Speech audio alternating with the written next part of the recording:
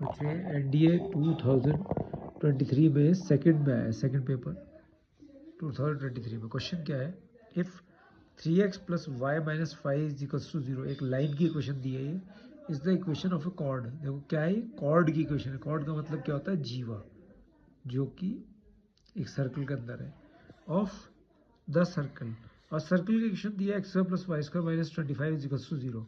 ये सर्कल की इक्वेशन है और सर्कल के अंदर एक कॉर्ड है यानी कि जीवा है, और ये जीवा की इक्वेशन है। तो वो कह रहा है then what are the coordinates. अब हमें कोऑर्डिनेट्स बताने हैं of the mid point of the chord, यानी कि कॉर्ड के मिड पॉइंट के कोऑर्डिनेट्स बताने हैं हमको।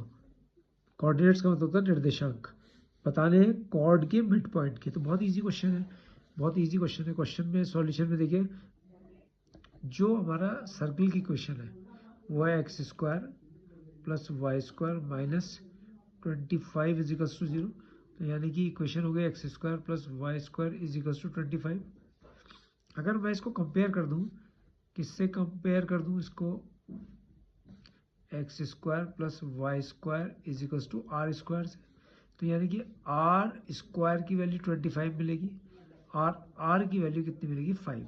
तो रेडियस जो हो गया हमारे पास बच्चों, वो रेडियस तो हमारे पास 5 हो गया। और जब भी कोई इक्वेशन सर्कल की X square plus Y square में होती है, यानी कि उसमें एक्स की टर्म नहीं होती और वाई की टर्म नहीं होती, तो उसका सेंटर बच्चों हमेशा क्या होता है, 0,0।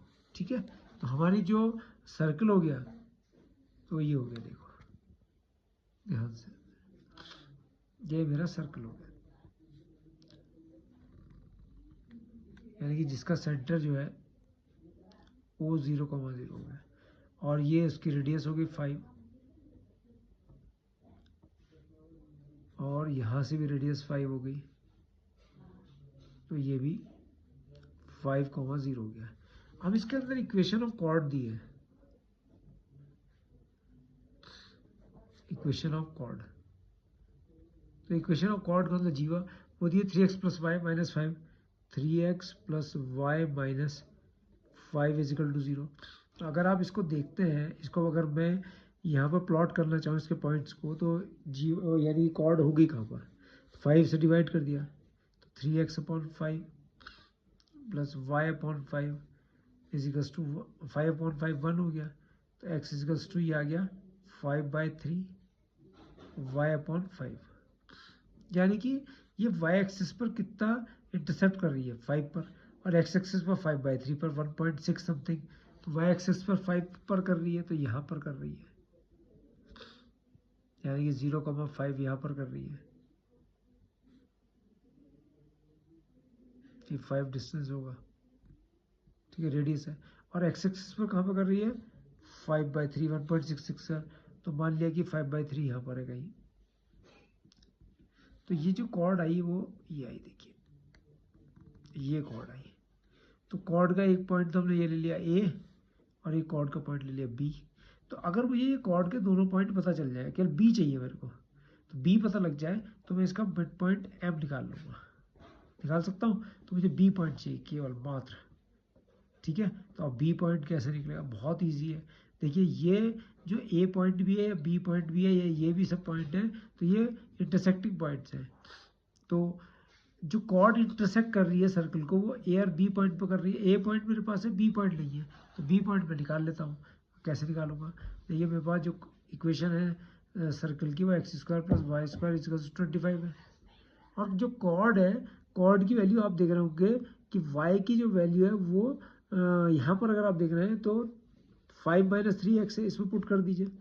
एक्स स्क्वायर प्लस वाई की वैल्यू है 5 - 3x का whole square is equal to 25।